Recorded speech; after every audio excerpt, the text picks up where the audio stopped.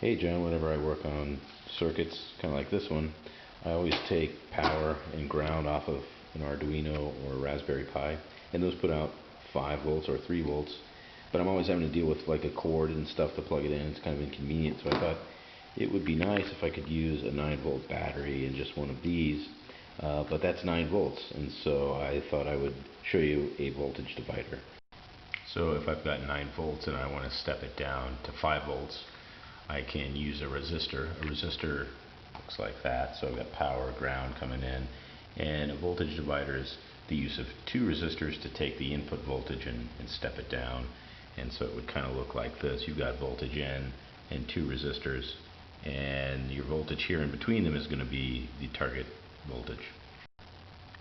So if I've got a 9-volt battery and I want 5 volts out for the circuit, I have got to use some combination of the for R1 and R2, and I just happen to have a lot of 330 ohm resistors, so I can then figure out what R2 needs to be to step it down to 5 volts, and that's given by that equation there. And that becomes that equation there, and just some algebra turns out to be 264 ohms. I don't have a resistor of that specific value, so what I can use is a variable resistor, which is kind of like a dial. And resistors are just materials that are somewhere in between a conductor and an insulator. They let some current through, and so if we vary the amount of resistive material that has to pass through, then we can change the resistance.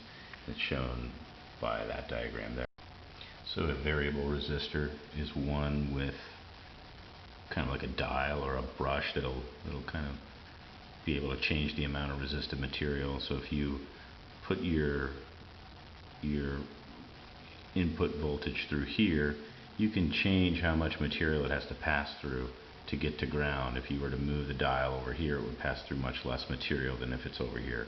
So I'm going to use one of those to get my 264 ohms. So here's the setup here. I've got the 9-volt battery coming in through this resistor there. It's kind of hard to see. There's one right there, and then it passes through the potentiometer into the ground.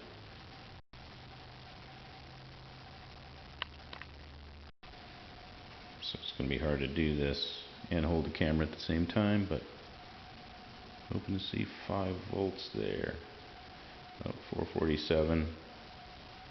Maybe I can tweak this a little bit. I'll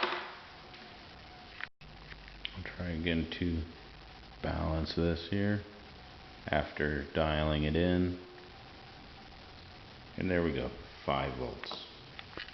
So what I'm going to do, instead of having to deal with this Arduino or Raspberry Pi and cord and be next to a computer, I'm going to 3D print a little case that I can keep the battery in and put this stuff in, put the variable resistor in, so that I can have a portable power supply for circuits.